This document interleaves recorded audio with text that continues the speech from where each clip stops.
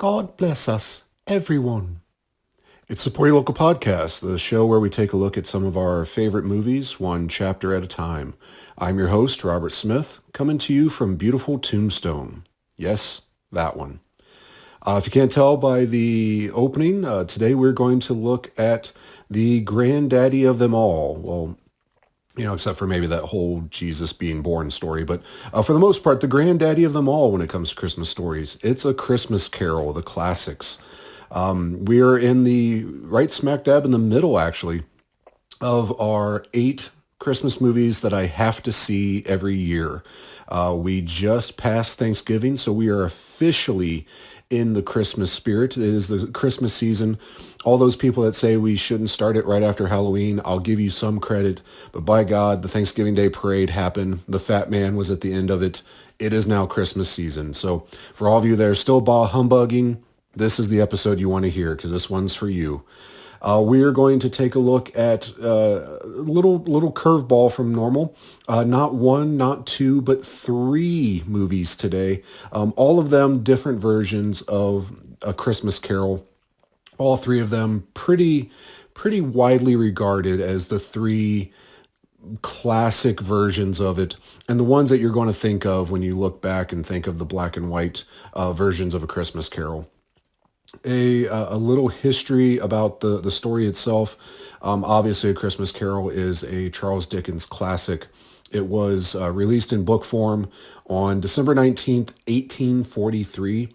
So coming up on 200 years of stability and longevity in regards to being something that, they're making versions of A Christmas Carol today. It has that type of legs. It's that good of a story.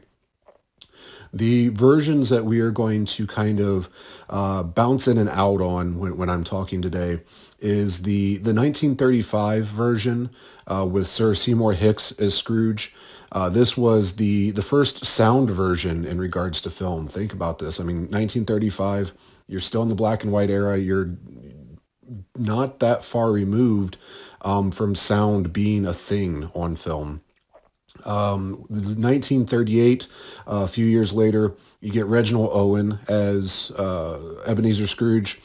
This one, you have the Lockharts are more of the famous people that people would recognize. And fun fact, he plays the Bob Cratchit and his wife, by the way. But on that one, fun fact, when I was digging through here, I was like, oh, the Lockharts, what's that big deal? I guess they were a power couple in the Hollywood system back in the day. But their daughter, June Lockhart, this was her debut. She played one of the daughters of the Cratchits. And when I saw that name, I was like, well, first of all, when I saw Lockhart, I was like, wow, that sounds familiar. Like, that's starting to ring a bell. And then looking in the IMDb trivia, saw June Lockhart. I was like, oh, I really know that name. Is that Lassie's mom? And well, obviously not Lassie's, actual mom. Lassie was a dog. I'm not calling Miss Lockhart a bitch by any stretch, but you get what I mean. It's Timmy's mom. And I looked, and for a fact, yes, the old classic TV show Lassie, June Lockhart played the mom on that. And I remember that because they would say their names during the opening sequence when I used to watch it. Not in its first run, obviously, because despite what some of the people with the ball and I think, I'm actually not that old. But seeing it on Nickelodeon during the days right after school, they'd show reruns of Lassie. And I remember June Lockhart. I remember that name. And then the third one, the 1951 version, the one that probably most of you are going to think of is the Alistair Sims version. And the reason I'm doing all 3 of these is because, quite frankly, I can't really choose between the 3 of them. And I've seen all 3 of them. I'll go ahead and get into my history with them. I've seen all 3 of these so often that I often conflate the 3 amongst each other. Personally, I think that 1938 is my favorite version, but the Alistair Sims one's pretty good, and it's the one that's most widely known for people. But anyways, so a little bit of history myself with this movie. Earliest memory of ever seeing this would be, and I remember this vividly, and it may be when I actually started to fall in love with this movie, is in English class in 6th grade. Shout out to North Middle School. I was Viking of the Year. I'm super popular. Leave me alone. But yeah, 6th grade at North. we were in English class, and it's getting to be Christmas season. Teachers really don't want to do a curriculum close to the holidays. They're zoning out too. They're ready for their vacation. So she pops on A Christmas Carol because it's literature and it's a classic, and it counts, right? And this would have had to have been the Alistair Sims version. I'm almost positive. And I'm pretty sure I've watched it on TV ever since I've watched it that one time. I vividly remember like seeking it out whenever it was on like Turner Classic Movies or TBS or TNT or whatever it may have been back then. But any version of what I consider, or many consider, the classic three, the 1934, the 1938, and the 1954. Again, I've seen them all so many different times that they kind of run together, and I like to take bits and pieces of each of them, and in my mind, it's the perfect movie with that combination of them. So, because surprisingly, and this is true with any version of A Christmas Carol that you see. And spoilers, this isn't probably going to be the last adaptation of this story that you're going to see on my list. Spoilers. They're all done so differently, and they all take different pieces of the original story and either omit them or alter them a little bit, or in some cases, and this is what was really surprising with the 1951 Alistair Sims one that people find so popular, they just flat out made stuff up. They added stuff to the story, and it's weird that that one is kind of widely renowned as the most classic one when it probably follows the story the least. They make some vast differences in there. But yeah, regardless, one versus the others, you just can't go wrong watching one of them and not the other. So if you're following along with us and you're trying to watch these movies with us on our lead up to Christmas, really, you don't have to watch all three of them. You can watch just one of them and you'll get the basic drift. I think it counts. Year by year, it just kind of depends on the availability of them, on which ones I watch. But yes, a couple of the pros, obviously the story. It is literally a classic. Like we spoke on, this is almost 180 years old, and it was very widely popular even in its original time. This isn't a rediscovered classic, like It's a Wonderful Life, or something that gains legs later on in life. This was something that immediately sold out during Dickens' time, and during its initial release, and just kind of continued through there. And that's why there are so many broad, wide adaptations of this story. It's why it's done so often, so many different times. It's kind of transcended culture in a way, that it's in the cultural zeitgeist, like we spoke of with the Grinch and other things, where you may have never even seen any version of this movie, of this story. You may have never read this story, but if you tell somebody "bah humbug," they can tell you that that's a Scrooge quote. And regardless of not even knowing what that means, they can tell you that. So it transcends culture in regards to that. So pros, I told you kind of the piecemeal of things. I like this, I like that, I like this of this version. Christmas past is always kind of dodgy for me. I don't know that we've quite captured a good one in these three. They do their best. The one with Seymour Hicks is probably as close as I've seen. Just watch it for that one. Christmas Present. I remember vividly watching this and seeing what my favorite version of Christmas Present is the big, tall, red bearded, or you assume it's a red beard because it's obviously black and white, but a big red bearded guy in the green robe, the one that they directly pulled inspiration from when doing Muppet Christmas Carol. Will that be on the list? Stay tuned. But I remember seeing that as a kid and being such a huge wrestling fan, I immediately thought that that was Big John Studd. For those of you laughing right now, you get what I'm talking about. Go Google Big John Studd and then put a green robe on that man. And I think it was a lost opportunity. Maybe Big John Studd could, if he was even alive in the 1930s and 1950s. Well, he was alive in the 50s, but he wasn't him in the 1950s. He could have been truly the predecessor to Andre the Giant being in a Princess Bride. You never know. Another big thing for it is obviously the message behind it. It's like we spoke with when we were talking about the Grinch.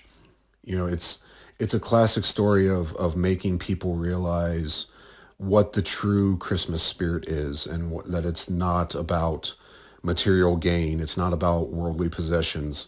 It's about family, and it's about spending time together and being grateful for the things that you do have in life. Another big pro that I have on this, and this one I really praise. We're talking the 1930s. We're talking 1951 for The Sims, but they even did this in the 30s version. The special effects in these movies that long ago. So you have Marley's ghost that is fully transparent. Depending on your version, he even is able to go through things with a special effect. And in the 1951 version, you have where Alistair Sims is in the past, and his sister Fan shows up to pick him up from the school, and she runs right through him, the specter of him, and like it's done very well. Like this is again the 1950s, the 1930s, and this stuff still holds up. It's not bad CGI. And in fact, I think it looks a little bit better than some of the CGI that we're seeing nowadays. Not to put a hot take on the CGI guys, but I mean this was 1938 and 1951, and they were able to do some of these things. So it was definitely cool to see something that old have that type of special effects be able to be done. Some of the lesser side are the cons that I see with these movies. I don't necessarily like that depending on which version you're watching, you're getting different bits and pieces of the story. Sometimes they completely omit the entire sister angle, where his sister Fan was his favorite person and essentially rescued him from the boarding school, and that her passing on Christmas plays such a pivotal part in the relationship between Scrooge and his nephew Fred. And depending on the version too, like she dies during childbirth of Fred. That's just such a crucial piece, and that's a part of what makes Scrooge not like Christmas. And I think that's pivotal because if it's a story of Scrooge just always being a greedy a-hole, it's not that it's not that deep of a character. You don't find as much grace in his redemption. If he is a sympathetic or made to be a little bit more sympathetic, I think it makes that transition to him becoming good again more, I dare say, Anakin-like in regards to Star Wars. I don't know. It's just something I don't necessarily get. And for the Alistair Sims one, they keep the Belle character, but they change her name. I think she's Alice in that one, which I just find odd. Like we already have so many versions where it's Belle. There's no copyright or anything like that that would prevent them from calling her Belle. I'm not sure why they changed her name. But that entire part of Scrooge as well. Sometimes it's left out. Sometimes it's truncated. You don't see their transition. But shout out to Belle, however, in the versions that she does exist, where they go see her during Christmas present, and she has like 13 children. So shout out to Belle, man. She lived a happy life after Scrooge. Yeah. Something that's always bothered me about almost all versions of A Christmas Carol is the prize turkey or the prize goose, depending on which version that you're reading. That's hanging up in the shop window. He sends the little beggar boy over to get it, and he sends it off to the Cratchit's house. So knowing what I know about cooking and prepping for a family meal every year, it takes a lot of time to cook cook a bird. And the bigger the bird, the longer it takes to prep, the longer it takes to cook and to thoroughly get done. He wakes up Christmas morning, and it's already morning because it's always daylight out. In some versions, he Flato even says it's like 9 o'clock when he wakes up from everything, or reappears from everything, depending on your perspective. He then gets the beggar boy to go get the guy. He goes get dressed, comes down, then they send it off to the Cratchits. So it's presumably like 10 o'clock by the time it may get to the Cratchits. And now, here, Mrs. Cratchit, here's a 20-pound bird for you and your family to cook today. Have fun. Bye-bye. Just a bit of a dick move. Just saying, it's a bit of a dick move. I'm either going to hold that bird off to have for the day after Thanksgiving, or figure out something to do. But I've probably already cooked the bird that I had, the little bird that he sees in the visions. Yeah, it's just a little bit of a dick move, but that's just me. Tiny Tim. He is very hit or miss for me. I know that it's a huge part of the story in other versions that you'll hear later on in my list. I really love that character, but just it's interesting to see all the differences in that character when you go throughout these versions. So the 1951 version, that's the one that most people think of. It's the one that you'll see on other movies where they're referencing the God Bless Us Everyone. Scrooge comes to mind. I think they say it in maybe In a Wonderful Life. No, it can't be it. But the thing that bothers me about that one is he doesn't really appear to be ill. And I'm always kind of iffy on what exactly it is that's killing Tiny Tim. Does he just have a deformity of his leg? Or he obviously has health issues because he dies. Spoiler, he dies in most versions in the Ghost of Christmas Future. But this one looks like he just has a bad leg. It doesn't really go that. And in the other end of the spectrum, the 1935 one, and I don't mean to be mean on this.